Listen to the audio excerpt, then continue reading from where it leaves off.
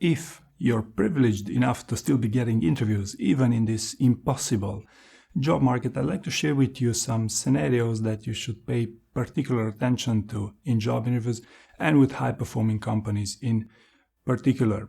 The first one refers to the fact of all the marketing that you hear going into job interviews. How can you create an unfair advantage for you as a candidate during the job interview? What no one's talking about is the rather unfair advantage that your interviewer has over you. And what happens is that for someone who's interviewing people for a living, you'll be surprised how easy it is for that interviewer to read you as a candidate. For example, whenever I listen to a recorded interview of one of my clients, the first thing I look out for is on whether the interviewer became suspicious of the candidate's answers. And oftentimes, when these interviewers become suspicious, they test that metric using a deep dive. They do some hands-on, hands-off type of tests, the backbone test, and many other examples. And most of the time, the candidate does not even realize they're actually being tested on whether they're truthful. They consider this as a skill test, right? And this is how perfectly qualified candidates think their interview went well, and then they get rejected for an apparent unknown reason.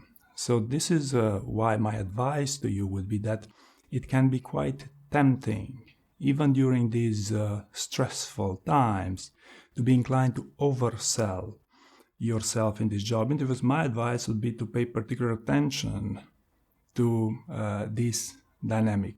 The second scenario I'd like you to consider here would be that to some candidates, it can be relatively easy when compared to others to get job interviews. And what happens here is that traditionally, these candidates are the most likely to, what I call, to bluff their way through, especially during the first stages of the process, the screening rounds. And what happens, the assumption is that, hey, you know what, I fake it until I make it because I got plenty of interviews and I can afford, failing a few final interviews because of this. Now, what actually happens these days is that even if you can get some interviews, some screening rounds, the hiring cycles have doubled, if not tripled. For example, I now work with someone for an Apple interview, Apple corporate, and the hiring cycle takes close to 5 months. So basically, my point here is that most candidates cannot afford bluffing their way through this process, because imagine yourself, you're preparing for an interview for 4 months, you invest a ton of time, resources, and money to prep it, when in fact you had no chance in the first place to begin with.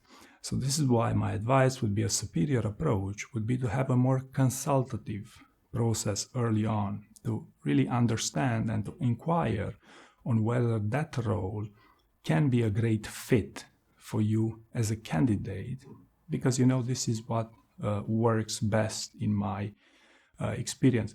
And the third scenario I'd like to pay particular attention to would be what I call the AI plague. And what happens is that over 50% of candidates right now in job interviews use AI in a detrimental way to their performance.